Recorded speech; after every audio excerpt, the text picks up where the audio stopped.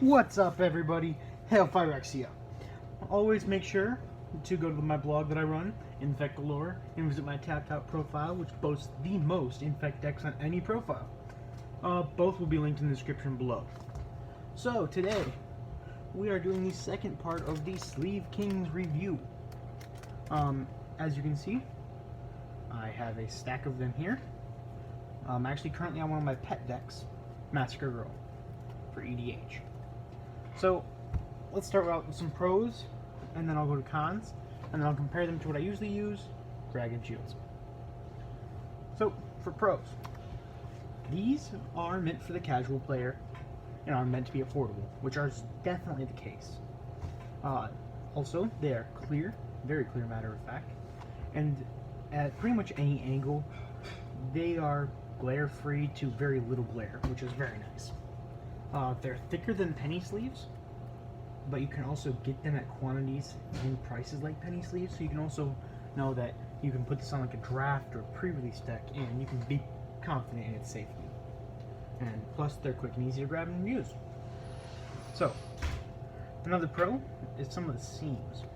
I will do the stretch test, traditionally shown by the professor, but I will also do it to prove a point. So, it's really hit or miss. Like this one here, I don't know what's wrong with it, but occasionally you'll hit a weird one. But most of the time, I stick fingers in here and I pull, and I'm not getting anything. I have to pull really hard. Especially, oh, well, look at the bottom seam. Ready?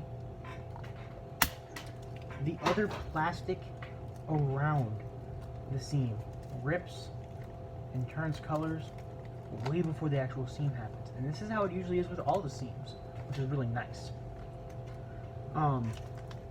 Trash. So, that's some positives I like going for it. Definitely got some good, strong dexterity.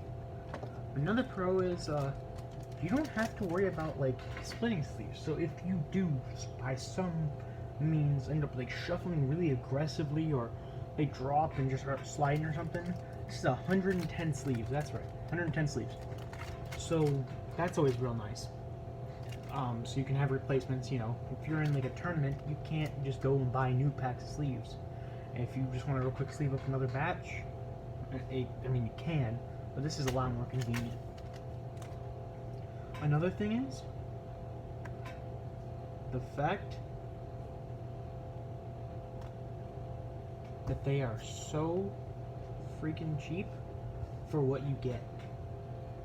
It is insane. I think it's like $3 for all of those, which is a steal in my world because of the fact of how durable they are. Note, these are targeted towards casual players, so of course these aren't going to be top of like the line, but these are still really nice sleeves, especially for the casual player. Sorry, gotta move something out. Another view. So, now time for some of the cons. One thing that I do not like is, you can see here, these things come down in chunks. Like if I shuffle, and I shuffle it up a little bit, you can see I'm getting a little bit of resistance here. But then if I kind of run it, see how it clumps together and sticks and goes in chunks? That's not really ideal, especially when you're shuffling. And like I'll shuffle once more, and you can see like usually they'll be lower than this, and I have to kind of keep pressing back and forth over and over more than I usually would have to. So a real quick that way that this could be remedied would be going and making them matte backed, like I make my commander and a lot of my other decks like Dragon Shield. This will allow like a little bit more airflow and allow them to glide better.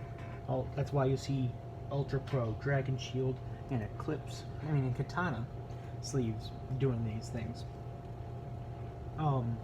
Also though, these they really just need that, pretty much. The seam is, keeps right up with the best competitors. They keep on par with Dragon Shield seams, and they keep on par with Katana and Eclipse. Well, personally, I'm not willing to rip those because they are more expensive than these, they are still keep par with scene level, which is always nice.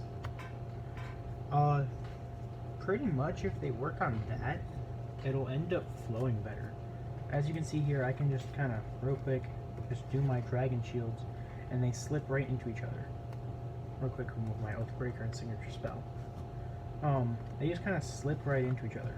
And I can go through smooth, and also, if you look here, well, it does do some of that clumping.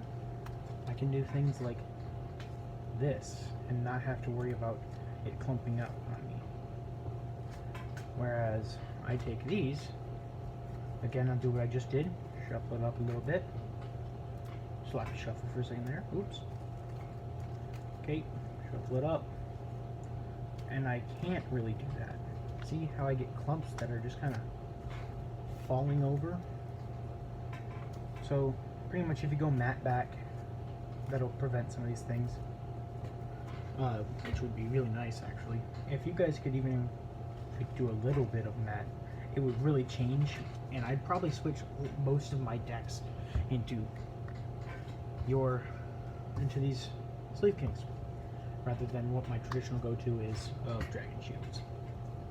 So all in all, guys, these are great sleeves, especially if you're a beginner and you're just trying to get into the feel of it and you want to protect your cards. Or if you just want to get a real quick batch of them to do draft or pre-release with your friends or at a store. They're just really great for these purposes. And yeah, go to Sleeve Kings. Let's see here. SleeveKings.com for the different sizes. And this is the size that fits Magic cards, specifically. And these people are pretty cool. You can also check out their Kickstarter to show off, because they show off their new scene. Well, thank y'all, and have a nice day.